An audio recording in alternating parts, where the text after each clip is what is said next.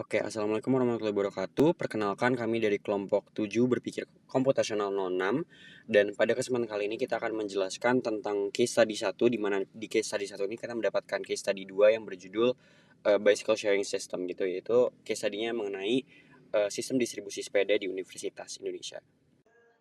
Untuk anggota kelompok kami ada Raffi Ihsan Adi Mulia dari Teknik Elektro, ada Muhammad Sabidul Haq dari Teknik Elektro, ada saya sendiri Muhammad Satrio Nararia dari Teknik Elektro, dan ada Gabrielia Florentin dari Teknik Biomedik.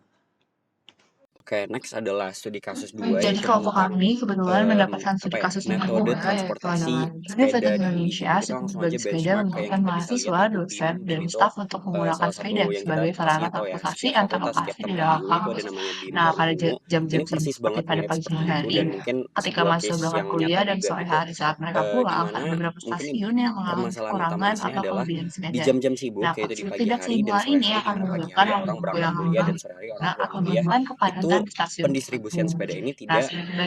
sepeda ini Nah, tidak sebagai bagian dari seimbang. tim Seimbang dalam manajemen, artian kami sibuk tugas untuk merancang kebanyakan sistem atau yang kelebihan dapat sepeda di stasiun mengoptimalkan yang saya jumlah sepeda tujuan yang dan juga disediakan kekurangan sepeda setiap ketika orang stasiun. memakai.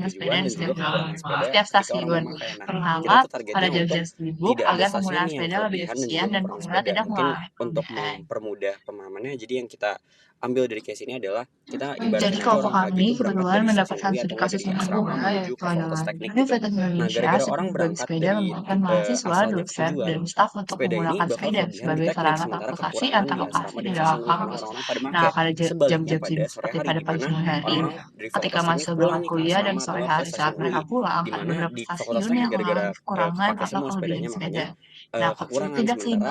atau semua kelebihan sepedanya makanya sepeda. Nah, konsep kekurangan, tidak sementara seimbang ini akan kebanyakan di menyebabkan stasiun UI waktu atau yang di asrama akan gara-gara menyebabkan jam pulang kepadatan di gitu. stasiun Nah, kita tertentu. tuh mau Nah, untuk sebagai membuat bagian sistem di dari tim mana manajemen, kami pendistribusiannya ini tugas untuk optimal merancang sehingga sistem yang tidak ada dapat stasiun yang mengoptimalkan kelebihan jumlah maupun sepeda di kekurangan. Setiap stasiun setiap itu sama. stasiun. Nah, Pertama, bagaimana caranya? pada Mungkin kita jam-jam bisa langsung sibuk mulai agar kepada penggunaan sepeda Four lebih Pillars of efisien dan Computational pengguna tidak Thinking ya. mengalami kerugian. Nah, sebelum Four Pillars of Computational Thinking ya, ini mungkin contoh nyatanya deh untuk studi kasus ini itu BIM yang jelas itu tetap di-track dalam aplikasi, dan saya yakin ini merupakan masalah yang juga ditemukan nih oleh yang memiliki atau punya BIM, karena jelas sepeda-sepeda ini harus didistribusi dan harus ada notifikasi dari sistemnya untuk petugas-petugasnya itu untuk nge-distribute sepedanya. Oke, kita mulai dulu dari decomposition. Ini sedikit ketutupan kepala saya, tapi intinya decompositionnya kita tuh mau nganalisis. Pertama adalah jumlah stasiun yang ada di UI gitu. Ada ya Fakultas Teknik, ada stasiun UI, ada stasiun Pocin. Kita harus lihat jumlah stasiunnya. Terus dari setiap stasiun itu kita harus tahu pola jumlah orang atau pola pergerakan di setiap stasiun itu, atau enggak kapasitas stasiun. Contoh, di Fakultas Teknik banyak yang pakai BIM, maka pola pergerakan di teknik itu tinggi. Sementara di Fakultas Kedokteran atau Fakultas Hukum itu dikit yang pakai BIM, makanya pola pergerakan yang rendah itu harus kita ketahui di decomposition. Selanjutnya adalah kita harus tahu yang tadi kita mau permasalahan distribusi kelebihan dan kekurangan, kita harus tahu mana stasiun yang kelebihan sepeda dan mana stasiun yang kekurangan sepeda. Dan dari sini kita bisa menemukan strategi untuk redistribusi sepeda dan juga implementasi sistem pemantauan atau kayak monitoring gitu. Nah, untuk pattern recognition-nya kita jelas bisa melihat bahwa pattern yang ada adalah di pagi hari banyak mahasiswa yang cenderung meminjam sepeda di stasiun asal. Asal di sini artian asal kayak mereka untuk berangkat ya, kayak asrama UI atau enggak di stasiun UI menuju stasiun tujuan, di mana polanya adalah stasiun tujuan itu rame dan stasiun asal tuh sepi sepedanya atau habis atau kekurangan sepeda, dan berkomplementer dengan di sore hari di mana stasiun asalnya itu pas mereka pulang itu rame gitu, dan di fakultasnya itu kekurangan sepeda. Nah, itu pola pergerakannya. Terus di abstractionnya kita jelas hanya fokus kepada jam-jam sibuk saja, karena tidak sesignifikan itu di luar jam-jam sibuk gitu. Untuk masalah pendistribusian kurang optimal ini di kekurangan dan kelebihan sepeda itu hanya ada di jam-jam sibuk. Next mungkin terakhir ke four pillars yang terakhir yaitu algorithm. Ya jelas kita harus mengumpulkan data real time. Data real time ini bakal ngasih tahu nih apakah stasiun ini kekurangan atau kelebihan sepeda. Kita nggak cuma ngelihat kekurangan doang, tapi juga stasiun yang kelebihan sepeda, biar bisa kita buat algoritma untuk memprediksi kapan stasiun yang saya tadi bilang tadi. Lalu ketika stasiun tertentu diprediksi akan kekurangan sepeda, sistem akan memberi notifikasi kepada petugas BIM ini nih, atau tugas yang ngontrol sepedanya, biar bisa ngebuat satu adalah rute efisien, dan yang kedua adalah langsung dipergerakan. Misalnya setiap dalam ada notif nih bahwa stasiun ini kekurangan atau kelebihan sepeda, bisa dinotif langsung kepada petugasnya untuk membuat rute untuk pendistribusian sepeda gitu. Dan jelas kita bisa nggak cuma implementasi dari real time doang, tapi juga dari data historis dan lain sebagainya. Dan yang terakhir ada implementasi sistem real time agar distribusi sepeda dapat dilakukan tepat waktu sesuai dengan prediksi. Oke, next mungkin bisa ke flowchart dan lain-lain. Selanjutnya, penjelasan flowchart dan flowchart ini dibuat dengan acuan algoritma yang telah dijelaskan oleh sama teman saya sebelumnya. Nah, pertama-tama dimulai dengan start, lalu langkah pertama akan sistem mengumpulkan data-data real time dari sensor atau sistem manajemen sepeda pada setiap stasiun. Lalu, langkah keduanya akan memprediksi akan adanya kelebihan atau kekurangan sepeda berdasarkan data historis.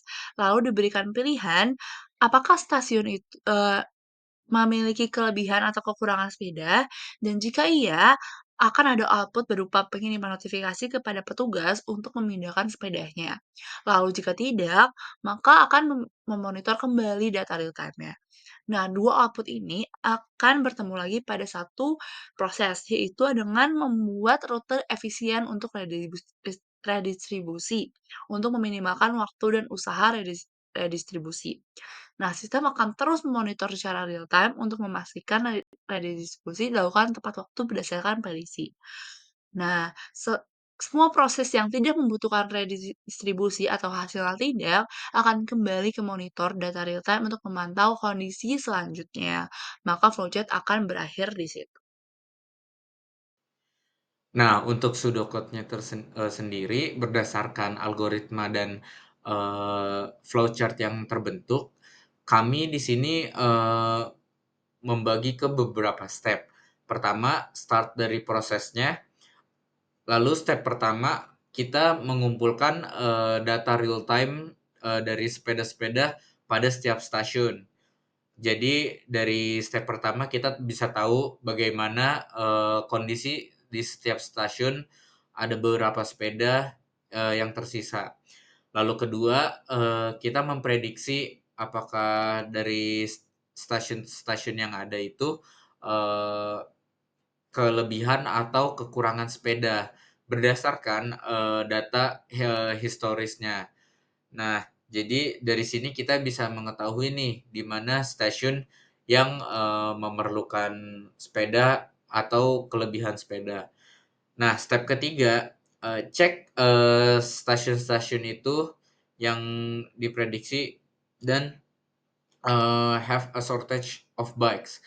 Nah, jika stasiun ini memprediksi kekurangan sepeda, maka kita bisa memberikan notifikasi ke staff untuk memindahkan sepeda ke stasiun itu. Nah, untuk kelancaran dari perpindahan sepeda dari stasiun satu ke stasiun yang lainnya, kita membuat suatu jalan yang efisien, yaitu di step 5, di mana kita create an efficient redistribution route.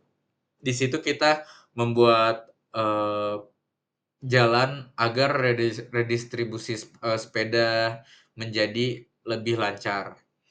Lalu yang keenam, setelah pendistribusian kembali, kita memonitor real time data dari stasiun-stasiun tersebut lagi setelah diredistribusi.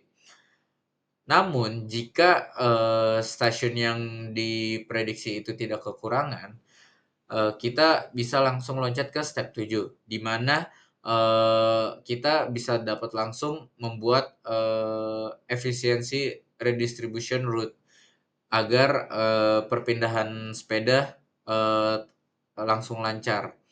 Lalu step ke-8, kita tetap memonitor real time data untuk ensure timely redistribution. Setelah itu kita selesai dari flowchart-nya, begitupun pseudocode-nya. Baiklah, selanjutnya ada analisis Big O. Di sini saya melakukan analisis Big O setiap steps yang sudah dibuat di pseudocode oleh teman saya sebelumnya. Oke, yang pertama itu ada analisis jumlah sepeda di setiap stasiun. Di sini saya menggunakan kompleksitas ON, di mana itu berarti bahwa semakin banyak objek yang ingin kita analisis, maka semakin banyak pula waktu yang diperlukan. Dan itu cocok dengan step yang dimana menganalisis jumlah sepeda di setiap stasiun, di mana semakin banyak stasiun dan semakin banyak sepeda, maka semakin banyak pula waktu yang kita perlukan. Oke, selanjutnya ada memprediksi apakah setiap stasiun tersebut kelebihan dan kekurangan data berdasarkan data historis. Di sini saya menggunakan kompleksitas O1, yang dimana ini hanya membandingkan dua data.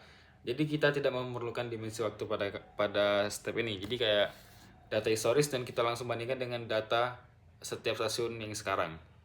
Jadi tidak memerlukan dimensi waktu. Oke, next itu ada mengecek apakah stasiun tersebut kekurangan sepeda. Di sini kami menggunakan kompleksitas O1 sama seperti sebelumnya, ini hanya membandingkan dua buah data, jadi tidak memerlukan dimensi waktu. Jadi setelah kita membandingkan data, maka akan mendapatkan hasil yang kita inginkan.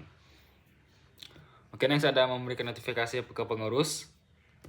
Ini menggunakan kompleksitas O1 sama seperti sebelumnya, kita hanya langsung mengirimkan data tanpa kita harus melakukan pengecekan berulang. Oke, next ada membuat rute distribusi sepeda yang efisien. Di sini kami menggunakan kompleksitas ON kuadrat, yang dimana kompleksitas ini menggunakan nearest neighbor algorithm, yang dimana kita membandingkan satu stasiun yang kelebihan sepeda berdasarkan data historis dengan stasiun lain yang kekurangan sepeda. Setelah itu, petugas dapat memindahkan sepeda yang berada di stasiun yang berkelebihan sepeda ke stasiun yang kekurangan sepeda. Pola ini dilakukan berulang hingga pendistribusian selesai. Lalu yang terakhir ada mentoring real time data. Di sini kami menggunakan kompleksitas O N kali T, yang dimana kompleksitas ini menyatakan bahwa dalam memonitoring real time data, maka sebuah sistem harus melakukan pemeriksaan data secara berulang dalam kurun waktu tertentu. Ini dimana N adalah jumlah stasiun dan T adalah domain waktunya itu sendiri. Jadi contohnya seperti sistem harus memeriksa semua stasiun secara real time selama 5 menit. Itu berarti N-nya adalah jumlah stasiun dan T-nya adalah 5 menit, seperti itu. Lalu, namun jika kondisi sistem tersebut harus memeriksa semua data secara berulang tanpa kurun waktu tertentu, maka kompleksitas yang digunakan adalah ON, seperti itu.